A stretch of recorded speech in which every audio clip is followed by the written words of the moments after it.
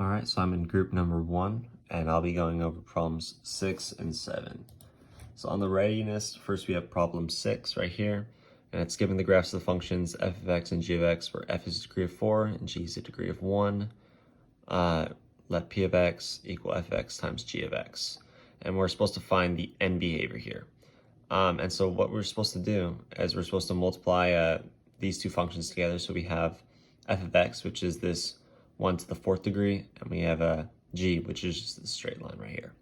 So to find the end behaviors, we just have to think of the numbers way out into the distance of the x-axis. So we're talking like 1000x and then negative 1000x, but because we see both of these are headed in pretty predictable directions, we can make a guess on the positive and negatives of each equation.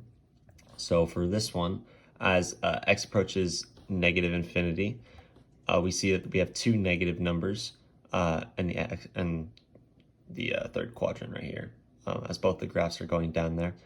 So when they multiply together, that should create a positive. So as x approaches negative infinity, y will approach positive infinity. And likewise, we have this function f of x as approaching x positive infinity.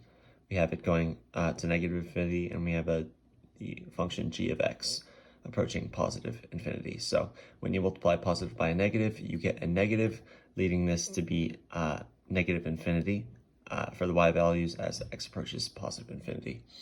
And then for this last problem right here, we have given the function of qx, and we have this crazy looking function right here. We have to find which of the following would result in q of x, this function, having a horizontal asymptote of y equals 2. And again, right here, we're looking at end behaviors. And to solve this problem, you really don't need to do that much work. It's kind of recognizing, common functions and how numerators and denominators interact with each other. So I always look at the exponent first. So it's x to the power of 3. And so a good way to think about this is if you have like x to the power of 2 on the bottom, when those approach like infinity numbers like 1000, right?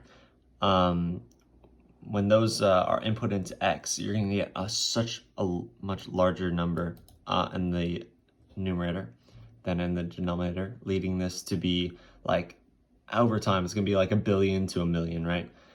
So it's basically going to approach positive infinity. But likewise, if you have too big of a denominator, it's going to approach 0.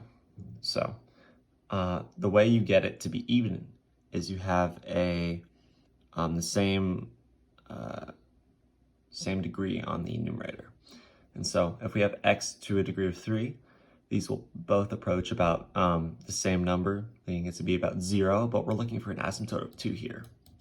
So what we have to do is we have to take the coefficient into consideration.